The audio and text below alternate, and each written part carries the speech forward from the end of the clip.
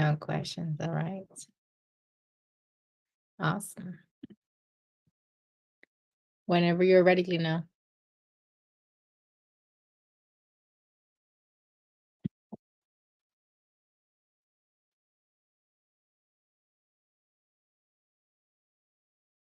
Can you hear me? Yes, dear, I'm still checking. It was not yet on the sheet, but I'm checking right now.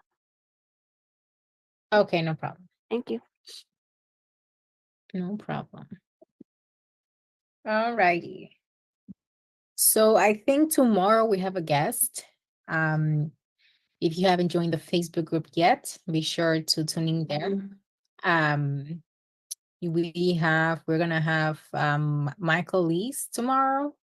He's really good with sales, creating putting together seller financing deals. So bring your questions. If you're on the phones, if you have a line that you're struggling with that you haven't heard us address, feel free to bring it tomorrow. And then you guys can ask him questions. He's really, really good. And then Wednesdays we have Nahid for foreclosures topic. And then Thursday you have us again. You have Graham and Cody doing the role plays. So if you want to getting a little bit more practice, I know that sometimes you're on the phone, but you don't really practice the script. That would be the best day to join. Because role play with each other. So all right. We're all good enough? Yes, Diana. I just get it from Zen call directly, so Oh, I'll play it now. awesome. All right. Thank you.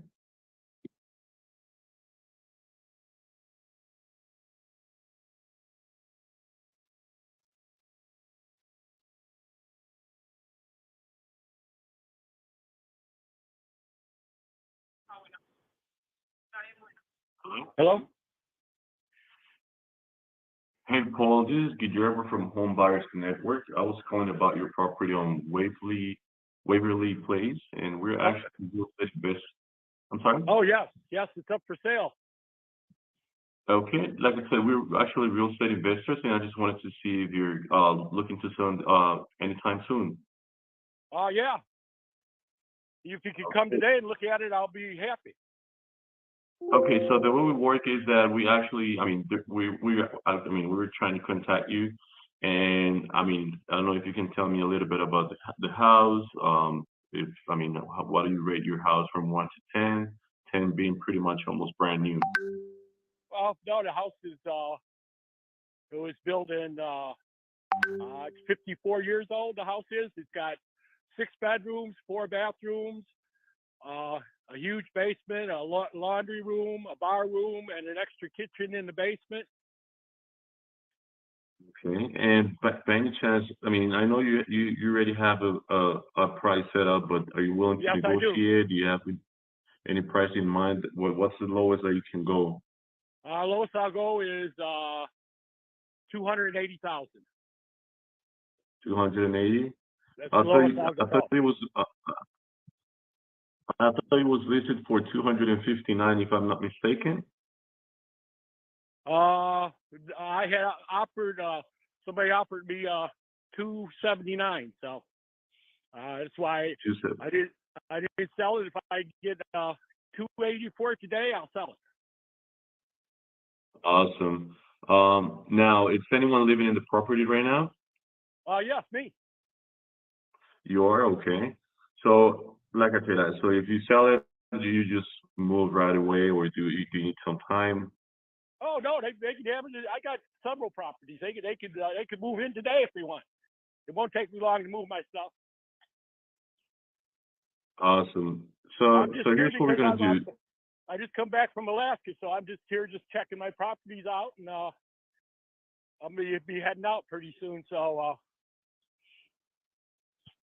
Got it. So here's the thing. So I'm gonna go ahead and contact my property specialist, and they're the ones that actually gonna actually take a look at your place, and they're the ones that actually gonna do the offer if everything it looks fine and everything. Okay, so I'm gonna go ahead and give the number to the property specialist, and that way they can actually they're gonna give you a call, and then they, like I said, they're gonna try to make you an offer. Sounds good?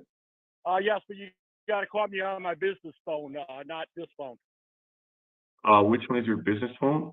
The 815-222-2323? Yes, it is. Awesome. All right. So like I said, I'll go ahead and I'm gonna give them your number, and that way they can contact you, and hopefully we can actually do a really good offer that you might consider. If they can't get a hold of that number, I got another number. You want that one too? It's called the OJ. Sure.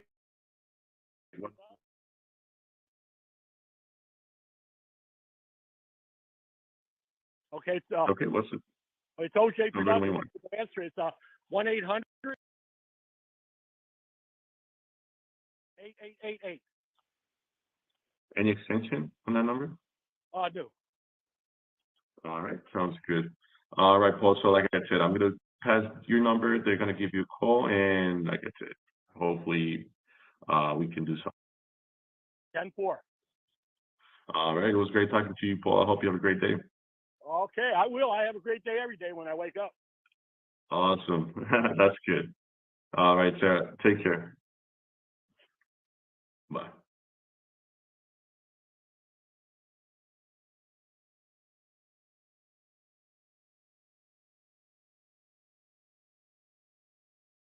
All right. Awesome. All right. Guillermo, what were your thoughts on the call? Well, at the beginning, I was like, it was like a little bit of a delay. That's why sometimes see I was like talking over the seller. So that's why you see me asking like back and forth sometimes, like, I'm sorry, what you said? But I try to fix that today. So hopefully next time will happen. And I I just noticed that I actually missed asking like what was the square feet about the other properties that you mentioned. Um, and yeah, I think that was pretty much it. I don't know what you guys think about the call. All right. Well, I think you're on the right path. Definitely some improvement needed, but those are things that we can work on as we go. So, all right. What feedback do we have for Guillermo? Guillermo, you did pretty good, man. The only thing is that the script is right in front of you. It becomes a lot easier whenever you read the script that's in front of you. It becomes real easy. We all been there. The part about where he says to come take a look at it, what I always tell him is like, yeah, that is one of our process. But first, let me start off with some information that I need about the property. So that's you have to make it simple. Don't ever tell them we're gonna go out there because we really don't know if we're gonna go out there. But just you gotta follow the script, man. It's simple. All right, you Got did it. good though. Thank you, appreciate it. We keep that in mind. Yeah, awesome. I completely agree with Jose. One of the first things that you need to get familiar with, especially when starting, is the script, right? Even if you practice, it helps if you practice it even outside your calls, right? To the point that you memorize the script, you know what to ask next. That's really where you want to get to, and then work on some conversation and whatnot. Because I think on this call, you sounded more conversational, but the call needed a lot of structure. So combining both together, learning the script and that, I think you'll do really good. All right, anybody else?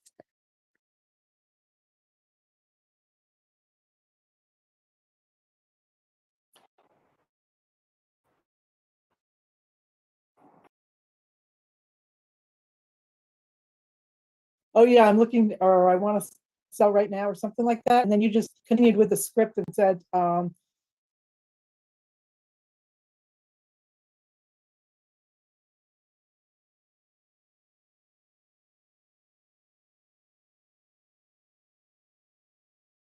I was calling to see if he wants to sell in. He told you that he did.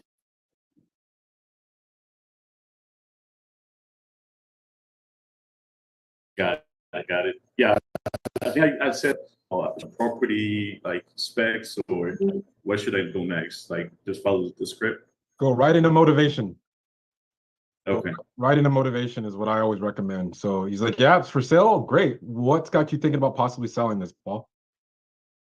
Go from there. Okay. Got it. Got it. Yeah, I think that was one of my first calls, to be honest. So, but Yeah. we'll keep those feedbacks in mind. Appreciate it, guys. Yeah. That's a great way to start. Sometimes you start where they start, right? Sometimes they start with price, so you address the price, right? Sometimes you start with the condition, so you go that way. But if you don't know where to start, that's a great actually feedback from Cody. Because one of the things that I wrote down is he was so enthusiastic about selling, right? Like maybe it was him. I feel like at the end of the call, I'm like, okay, maybe it was his attitude towards life is just positive.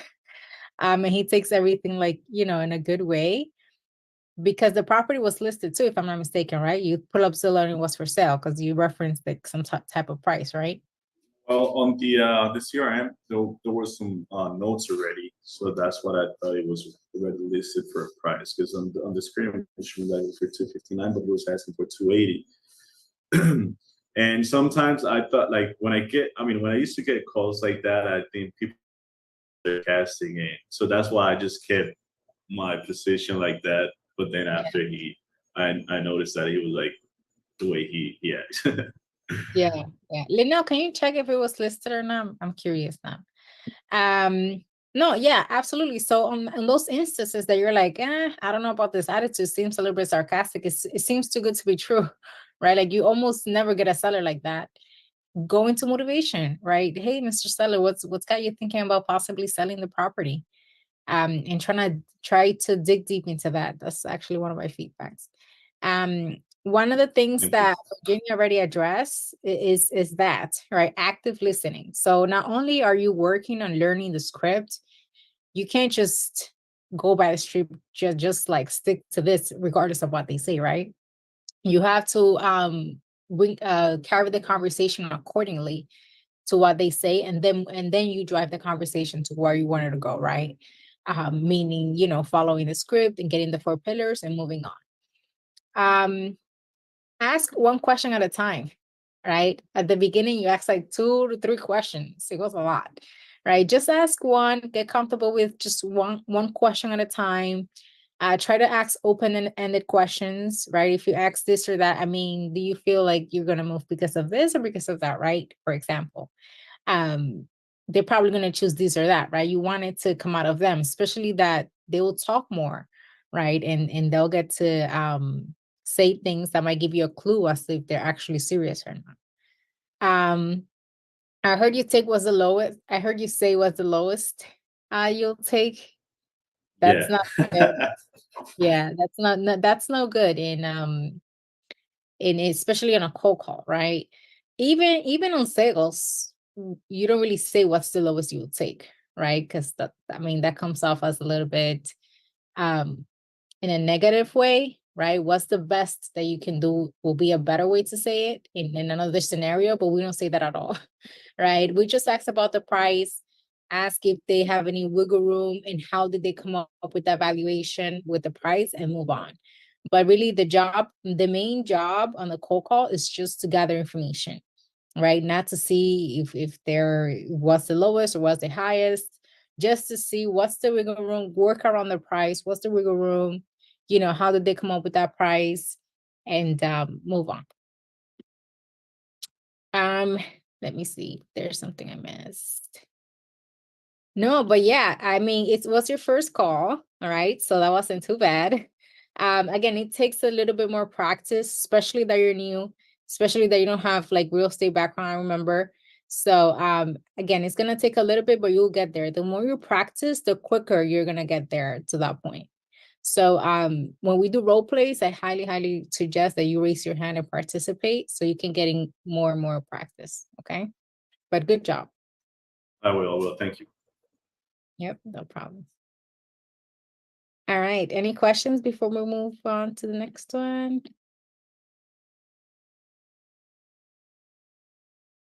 All right, yeah, May put a really very valid feedback when he said he has several properties. He could be an investor, right, or a landlord. So that's actually an additional good question to ask. So yeah, good job, May. All right. Question. I've been asking for motivation that like what's got you thinking about selling, and I never hardly get an answer on that. So does anyone else have another line they use that is beneficial for them?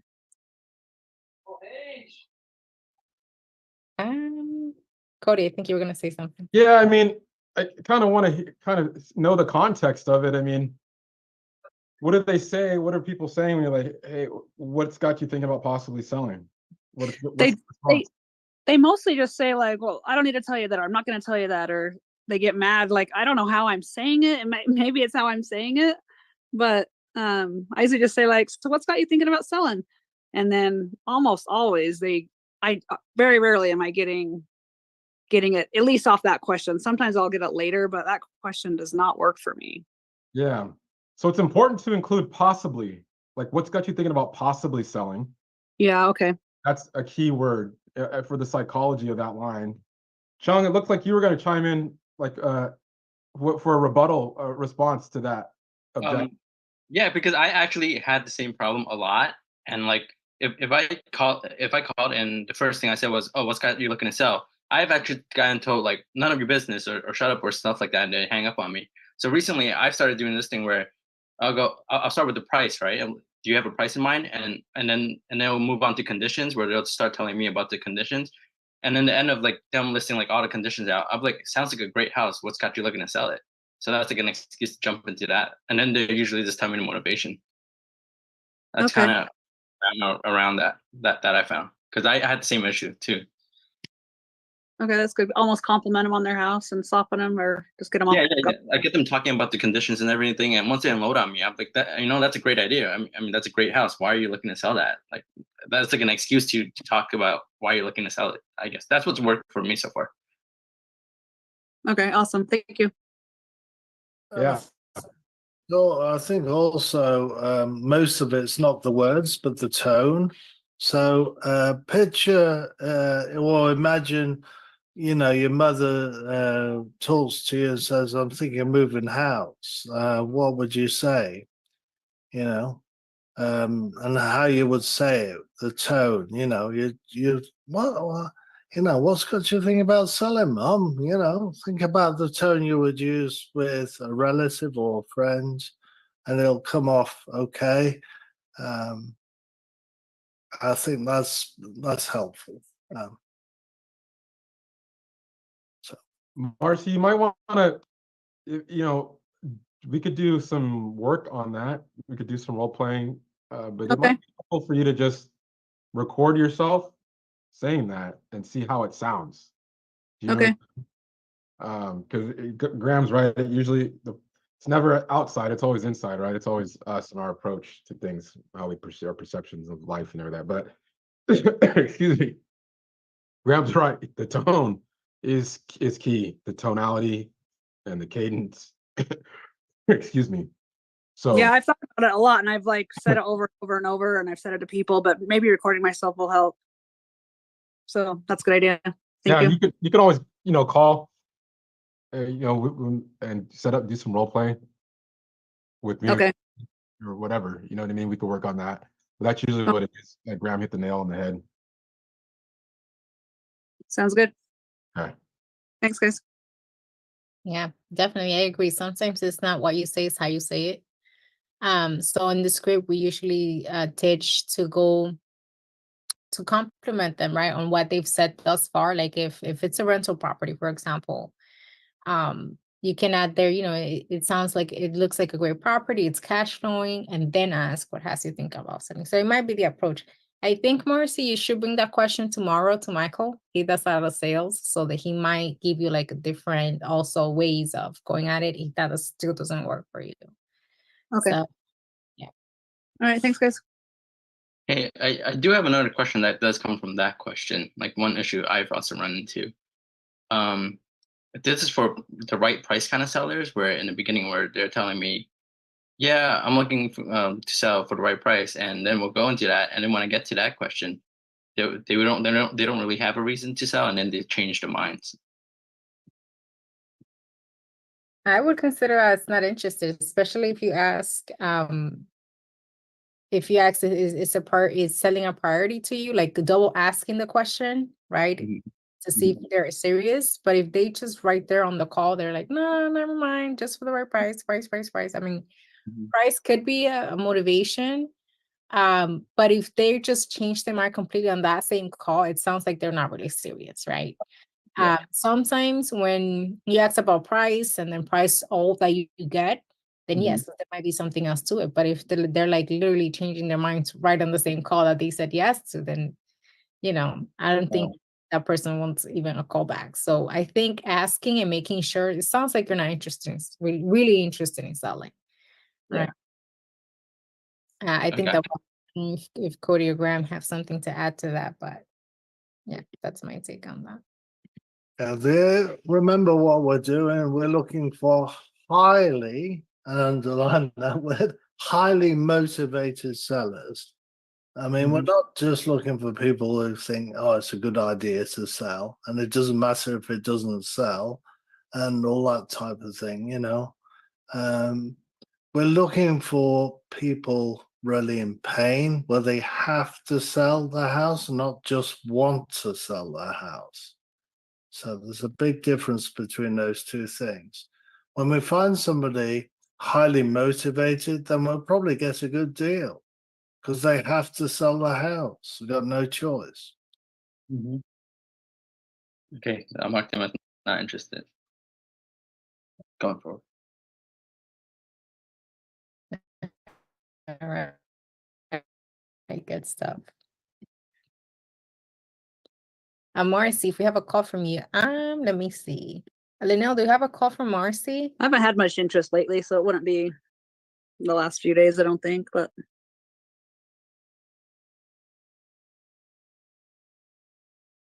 There's so many calls from the same person. Let's see. Let me see.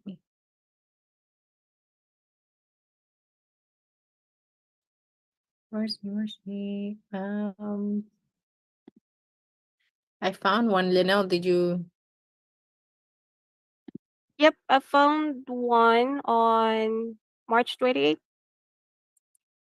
Yeah. Okay, let's play that. Okay.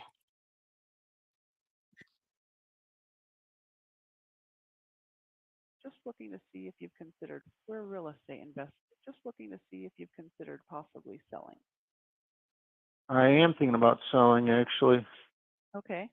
What can you tell me about the property? It's on a half an acre.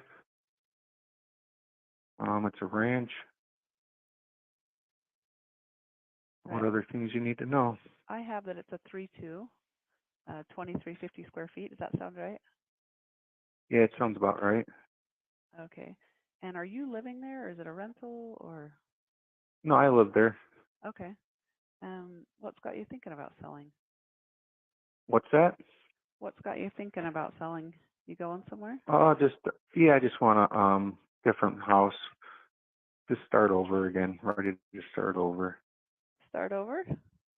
Yeah. Okay. Do you know where you're gonna go? Probably still in the same area, something unincorporated still. Oh, I see. Okay. Do you have a number in mind what you're looking to get for it? At least 350 or more.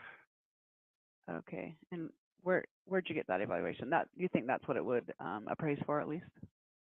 Oh yeah, for sure. Okay.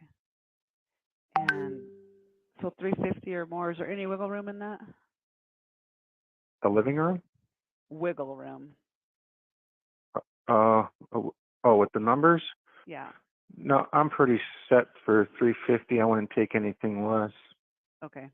And that's just kind of what things are going for. Yeah, I just got I got like new water heater, new water softener, new house filtration system. It's just nice new well pump. Okay.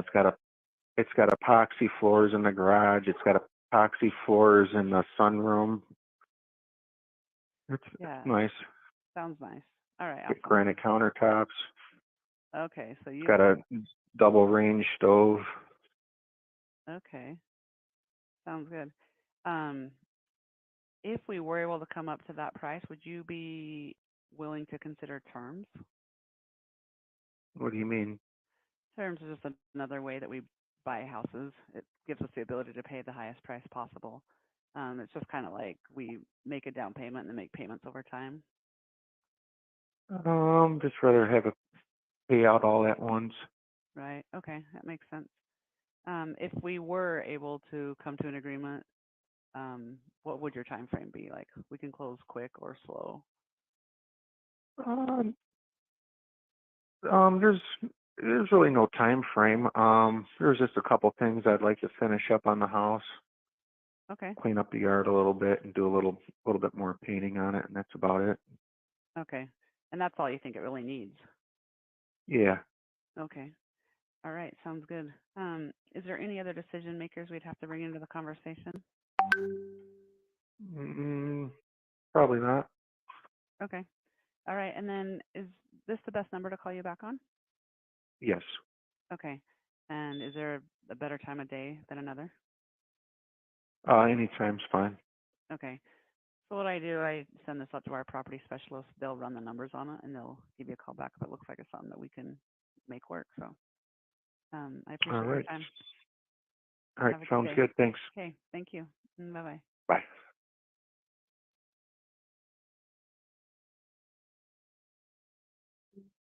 All right, Marcy. Yep. What's your feedback on the call? Well, I did do better at trying to like wait for his answer. As far or like repeat back, like when he said a new start, I said a new start. I was hoping he'd give me something. Maybe I should have waited longer. I don't know. I do know I said decision maker. I'm not supposed to say that. And there was one time I asked a double question. It was same kind of question, but I probably should have stopped. But I felt pretty good about that one though.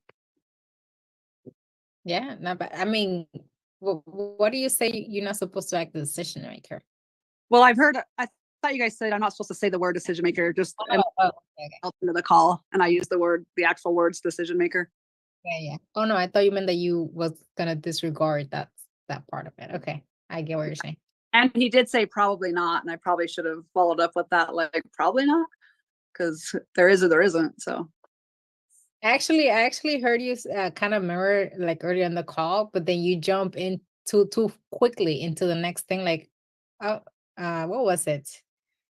Too far or something like that when he said about the distance that he was moving, and then you're like, okay, sounds good. Like after it. So don't get ahead. Like, if there's any awkward silence, sometimes that's a good thing. I mean, it will make them talk, especially him, that he was a little bit like dry and like one worded person type of thing, but yeah, I think you did good on the call. Any feedback from the audience? I thought it was interesting, Marcy, the mirroring. I would have dug, because the mirror didn't work, I would have dug in with a question, because that was very important. Don't just run away and be disappointed that it didn't, the mirror didn't work. Ask a question, follow-up question, dig deeper, because that was important. will you give me an example? What Dan just brought up about the mirror when you were digging into the motivation, start again, and you mirrored it and you just said start again. That's good. Mirroring is the easiest way, but I would have followed it up with a question. What's got you making start all over again?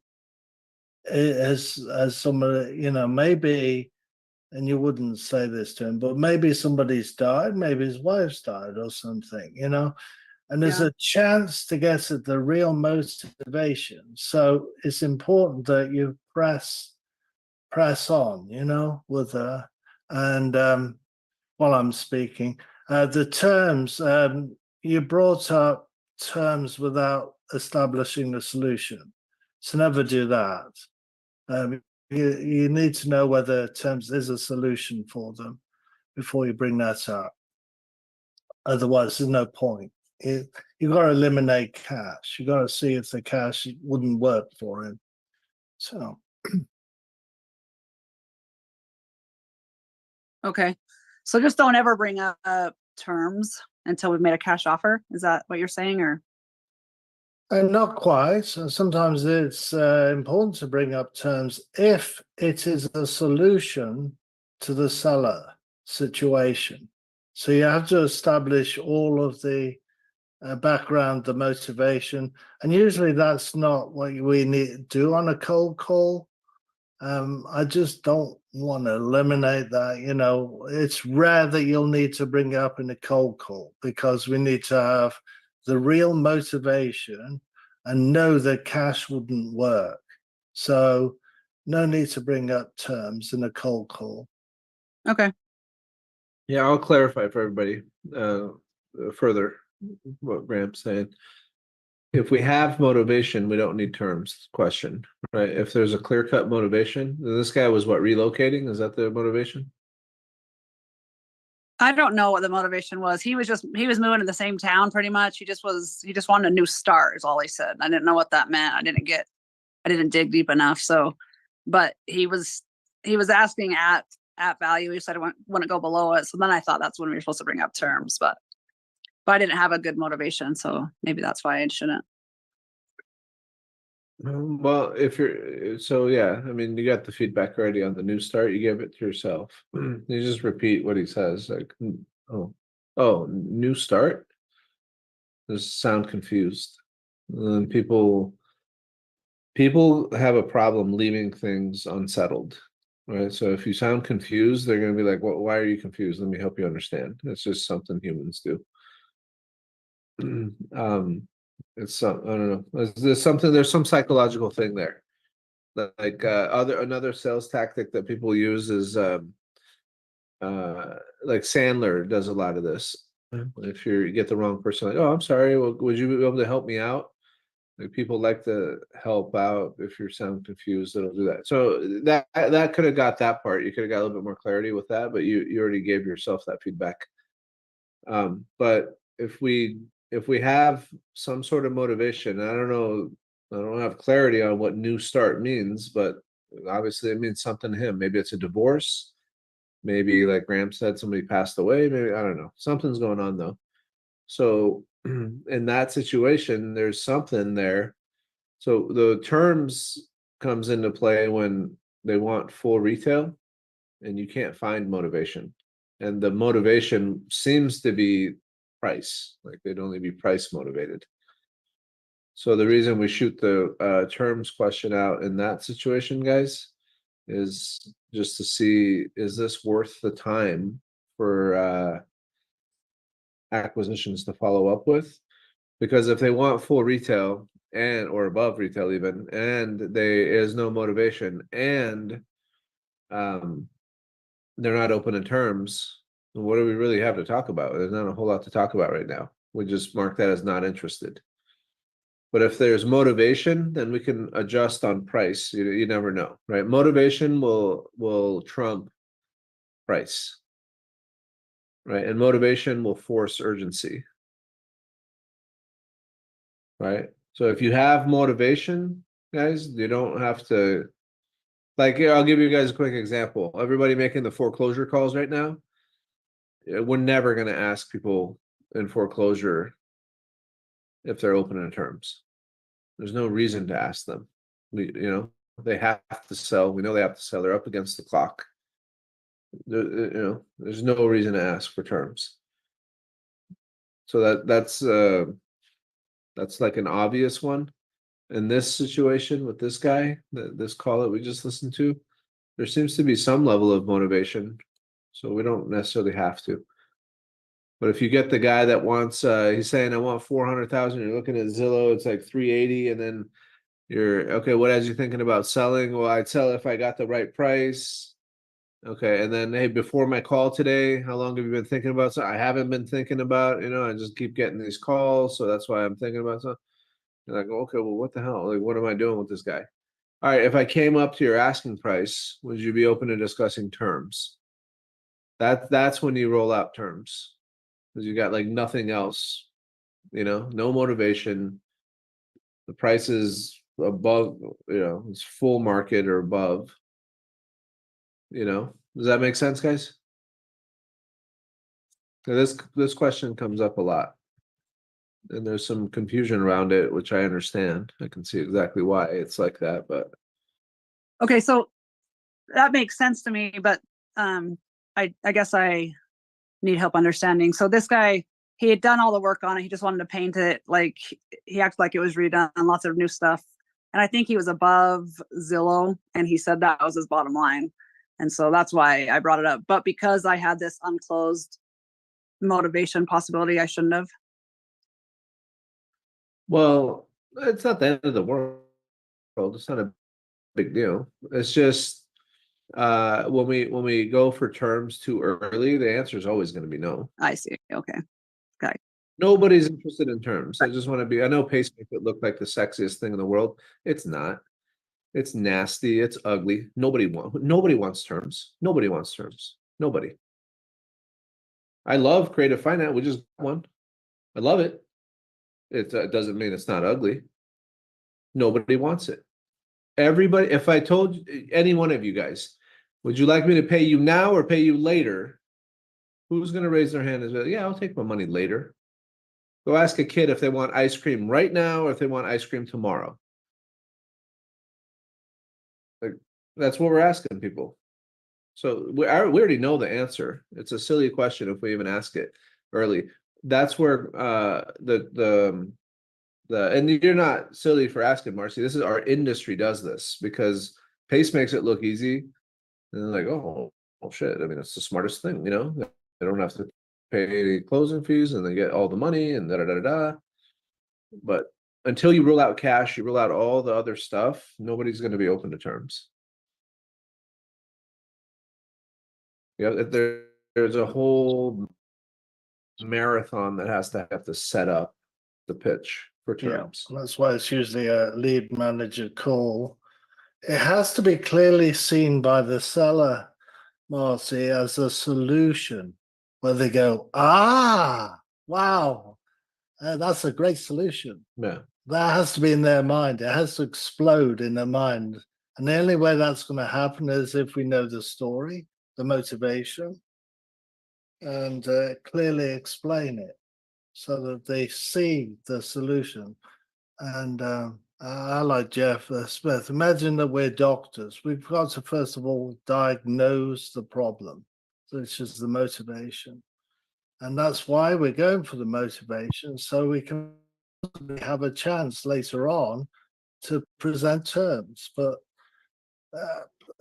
think of terms as well like an atomic bomb, right? I mean, if you're going to war with another country, that's a last resort. So think of terms as the last resort, It's a very powerful weapon, and so is terms. So use it at the last moment. Yeah. It's confusing. It takes time for you guys. This is like a gut feeling thing that you have to roll out. I'm almost of the opinion we should take terms out of the cold call script and move it over to the lead manager script. There is only one time that it comes in handy on the cold call, and that's for the people that have no more clear-cut motivation, and we have, pretty much nothing to lose. It's like, well, it's a throwaway. Like, all right, well, I'm about to hang up because you sound like a really crappy lead. I mean, if we came up to your asking price, would you be willing to talk about terms? What is terms? Terms is another way we buy houses. It gives us the ability to pay the most for the house, which is what you're looking for, the most. Would you be open to having a conversation about that? Like, like Graham said, that was nicely put, like last resort, you're damn near ready to hang up on the people. You're like, this is a shit lead. I don't want to spend any more time with this guy. That's when you throw terms out. Because that early in the conversation and the process, they're not gonna go for it. I talked about this on the Wednesday morning. I think you were there, Marcy, when we were talking about how many people have a relative that would lend them $400,000? Raise your hand. Nobody. But why would a perfect stranger lend you $400,000 and let you pay them back 10 years from now? You know, with their credit on the line, like, you know, most of us can't get a freaking relative to co-sign for us on a car, much less, you know, carry a note for 10 years at 400 grand or whatever. You know? Yeah. Okay. Yeah, I think I'll just not bring it up. That's what I was thinking. Don't bring it up on a cold call. So, like when you said, maybe it shouldn't be part of that. That's just where I'll go, I think. Unless is just you have nothing to lose, you know, like unless it's like if they say no to terms as well, then this is a completely useless lead. You know, they want too much money. There's no motivation. They're not open to terms. What am I going to talk to them about? You know, but I think the bigger feedback, honestly, is not the terms on this one. It's acting a little bit more confused and you know, like fresh start. What do you mean fresh start? How so? Right, because did I hear you correctly? You said he remodeled the house already and he did a bunch Yeah, of that's what he said. That's what he sounded. He said, and I did repeat fresh start, but I said it, he didn't say much and I moved on too quick. I think I should have just waited in silence or then had that follow-up question like, what do you mean by a new start? I think I got afraid. yeah, well, it comes with confidence. You'll get, because so here's the thing, Marcy, this is where you'll really start sharpening your skills more. When you start going into the room with Graham and Cody and TJ and Allie and like the other room, the other training, and then you have to call these people back. And then you're like, why the hell am I on the phone with this guy right now? There's no motivation. There's no like, why? This is a complete waste of my time. That's when you're going to start sharpening your, like, you'll start to realize on this side, you know, what you're doing right now, where that question and where some of these clarifying stuff comes into play, you know, because the lead manager's job is to say like, okay, all of you people said you're looking to sell. Amazing. I love it. Great. But how many of you are willing to sell right now or in the near future? Because I don't care if you're looking to sell 2 years from now. I got nothing to talk about right now. I'll call you back way later, dude. I need to spend my time today talking to people that are ready to go soon, like in the next 30, 60, 90 days, you know? Yep. So as you filter out that, then that's when you're gonna learn how to like force this guy. Because you're gonna tell him, like, look, man, we buy 2 or 3 houses a month. And I need to know because we're not BlackRock over here, dude. You know, we don't have $1 trillion in the bank, right? So I need to know which houses, and our finance department has to put the money aside. So are you looking to sell? When are you looking to sell? Like, what are we looking to do here? And then know this, everybody, if we can't solve a problem, if this guy doesn't have a problem that we can solve, then we got no business doing business with him. You know? Like if he has no problems and he's looking to sell and we don't have any solutions for him, then it's like, okay, I mean, the best I could do is refer you over to a realtor. We work with a bunch of the top realtors in the area. If you're not working with one already, I can refer you to one of them. You know, because why would anybody sell it on cash at 60 cents on the dollar? They won't. Why would anybody sell it on terms and get paid little by little over 10 years, 15 years? They wouldn't, you know? Yep. All right. Thanks, guys. Yeah, good call. Good stuff.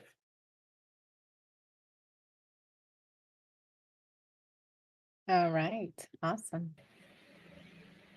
All right, so I was just gonna add to the call. I think acknowledging more, Marcy, on the call will help a lot. At first he was like a very kind of dry seller, and I think you matched that tonality too. And you were just jumping on to the next question. So stopping and acknowledging what they say and then moving on to the next question.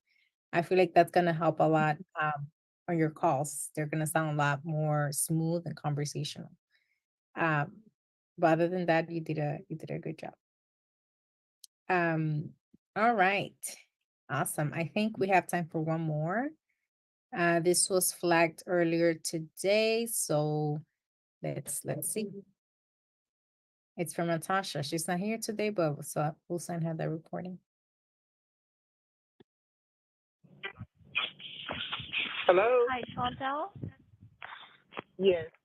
This is Natasha.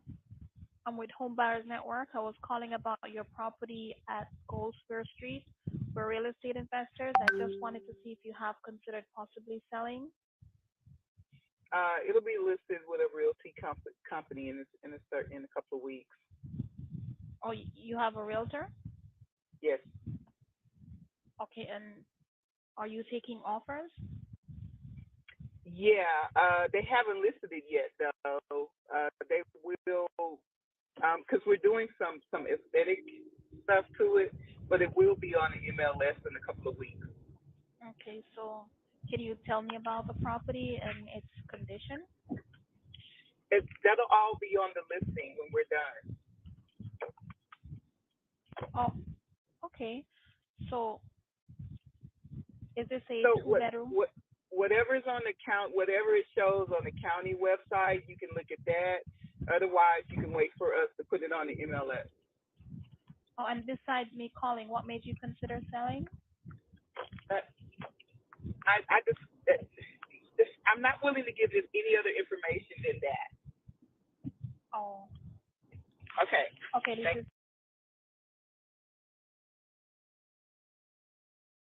All right. That was a tough one, especially for Natasha. She's been doing good. All right. What do you think?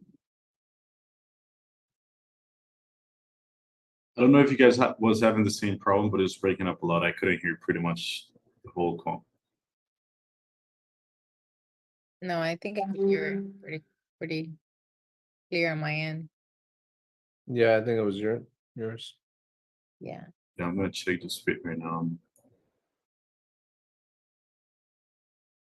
All right. Yeah, that was a little bit on calls like that. They're going to list it with an agent and all that. So when sometimes people just want their agent to do all the work, they don't want to talk to us and all that sort of thing. I think she did a decent job of trying to stay engaged with her. Kind of let the silence go a little bit too long without asking another question. And that kind of led her to go, I don't want to disclose anything else. People feel like they don't want to give up the info. So, she said at the end, hey, other than my call, what's got you thinking about possibly selling? So, that's that's coming from the script, which is good. She was thinking to ask that. If it had been targeted a little bit better, phrased a little bit better, not just straight from the script, it probably would have landed better. Just asking her, hey, what's got you thinking about, what's got you not even thinking about, what's got you looking at, what's got you listing this place? What's got you selling? She might have opened up, maybe not. But her saying, other than her call, the call isn't what got the lady to be listing the property. So that created some distance on the call. There's also our line, hey, we love working with realtors. That was the seller though, not the realtor, if I'm not mistaken. And then get the realtor's contact info, and maybe we can make it a pocket listing. You know what I mean? If she's already in contract, with this realtor or whatever, they need to get paid anyway. So just call her up, see if we can make a deal, without having to put it up. To see if that's in the realm of possibilities. That'd be my feedback on it. Yeah, that's very valid feedback. I agree. I think, acknowledging that she's working with a realtor already. Oh, awesome. We love working with realtors. And then getting the information for the realtor as well, and letting her know that you will be speaking with the realtor also.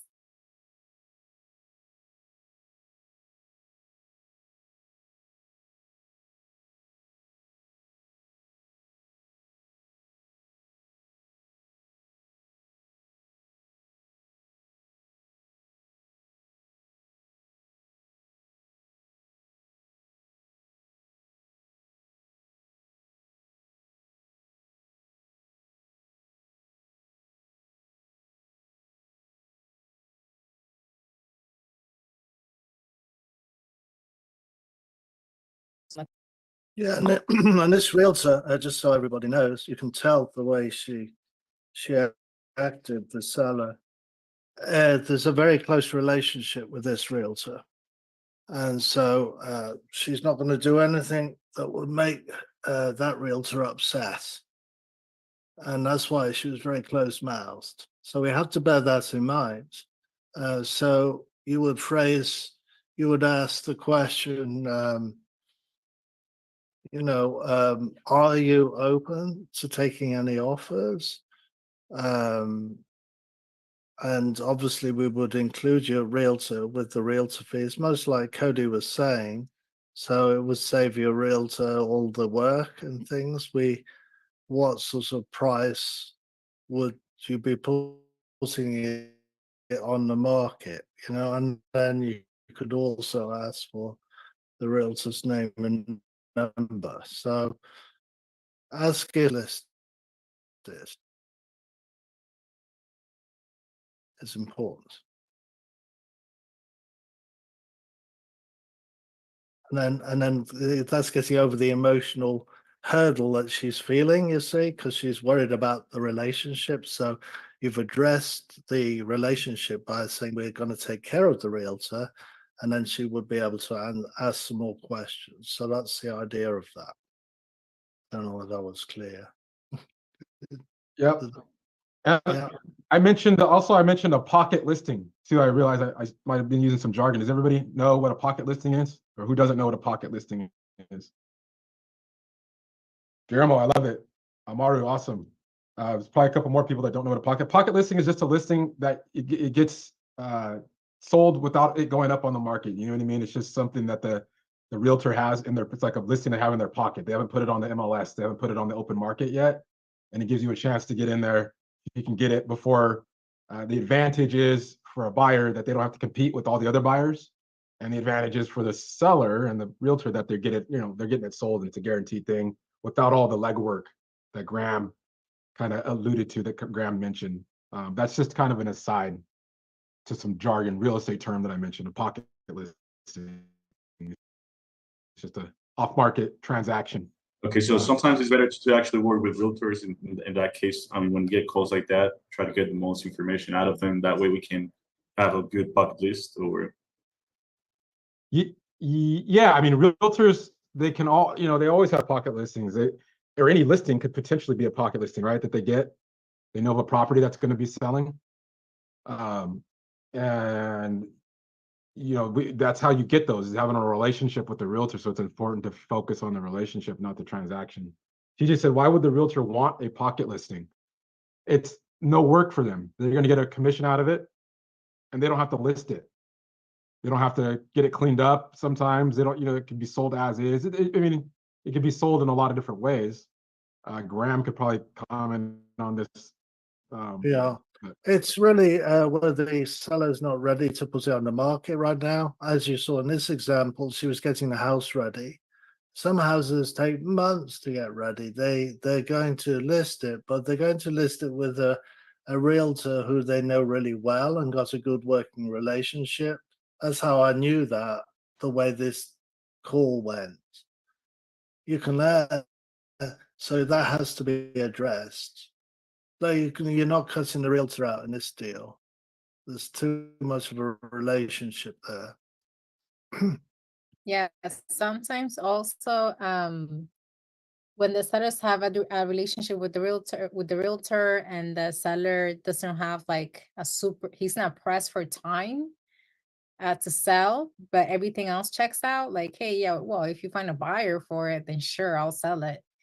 Where there's no specific timeline, then that's when they also take pocket listings as they go and present it to the buyers of market. Like Cody says, it's an easy kind of a easier transaction. Still a lot that goes behind it, but it's easier than dealing with multiple people, multiple buyers.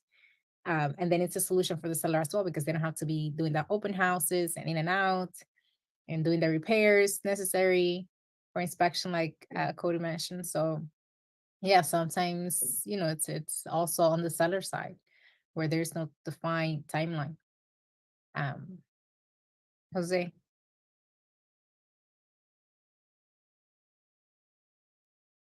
Yeah, I want to mention something about the way she asked it about motivation wasn't the best way, because she said, besides my call, what else have you thinking about selling? And the seller went like, come on, I'm telling you, I'm going on the market. Like, she could ask for the motivation in a different way. I just wanted to mention that. Yeah, I agree. I agree. Um, she's already getting ready to list it, so she's already taking next steps, right, towards that sale. So she's definitely already motivated. So, yeah, that's a great point. That's a great point. All right. Amado, you had your hand raised earlier. Was that a question or from the previous call? I'm sorry. Yeah, it was for the previous call, but I actually had two questions because in the chat I read an interesting question formulated, and I wanted to know if I mean we could use that question suggestion. It reads, if you get the price you want, would you consider terms? And the question is, because my regular way of speaking is usually in the passive voice. So would it be okay if I unconsciously change into, should you get the price you want, would you consider terms? Just a grammar question with the script that we have and during the phone calls that we're gonna have.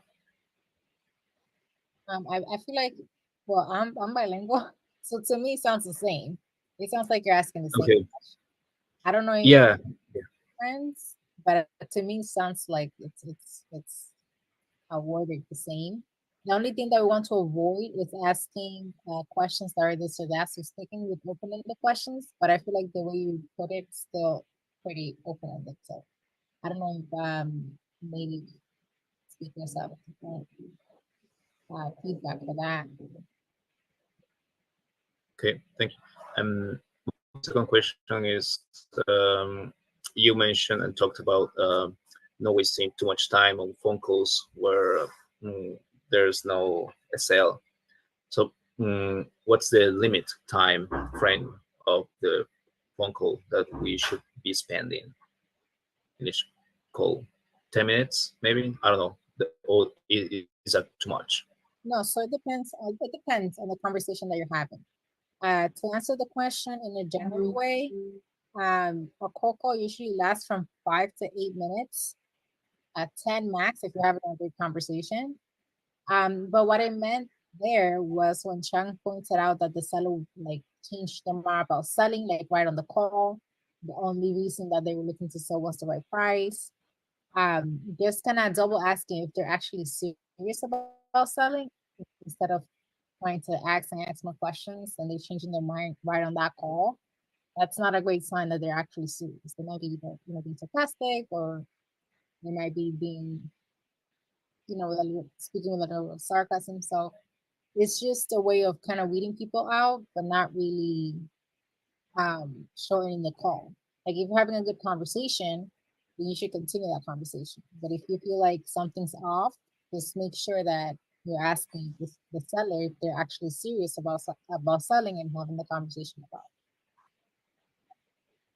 it. Okay, thank you. I only ask because in my previous experience, the 10 minutes was a limit, but I sometimes will go the extra mile with elderly people who had no idea about, well, had a little idea of technology, and I will help them step by step.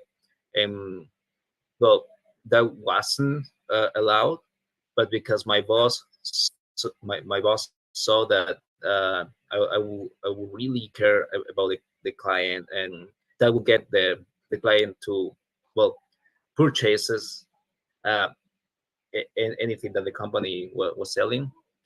He wouldn't get mad. And those phone calls sometimes went for half hour because it was You yeah. also last too long on the call. Well, here it's a little bit more straightforward, right? Because you're just gathering information getting the foreclosures and moving on. So even if you're with an old lady, you should just stick to getting the information and moving on to the next call because it might hold you up from generating more leads, right? Right. Right. Yes, it's a balance. Here's more straightforward. Yeah.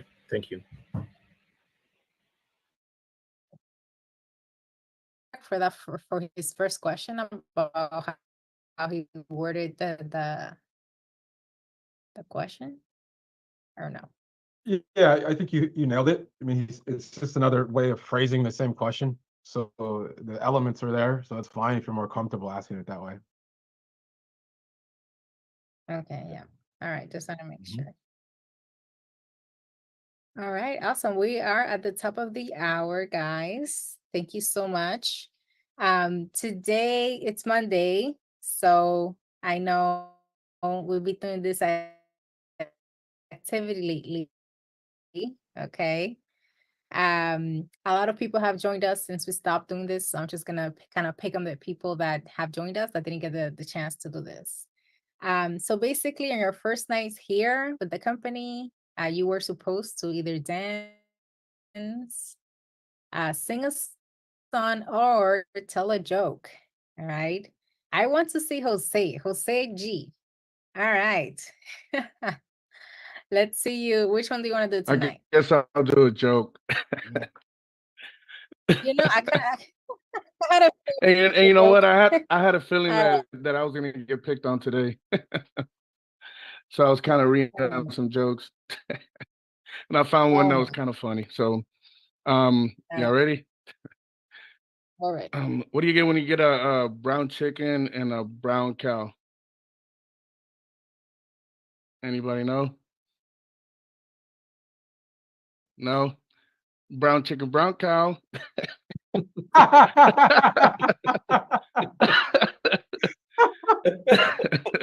Virginia said Man.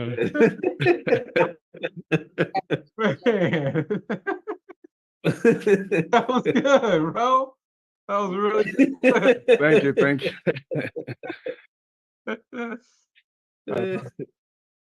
All right. Was I the only one that didn't get the joke? I think there's a couple others that didn't get it. It might be a little bit of a cultural thing. You gotta Yeah. Yeah, it's like a old school beat.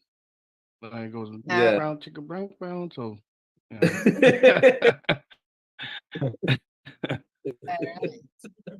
All right. Awesome. Let's see. The next person was that I was gonna pick was Chung. Chung, do you want to sing? Do you want to dance? Do you want to tell another joke? I was gonna come up with a joke, but I don't think it's gonna be that one. But let me just go with a joke anyway, because I can't sing or dance. Why did the half half blind man fall into the well? Because he couldn't see that well. That's kind of hilarious. Good one.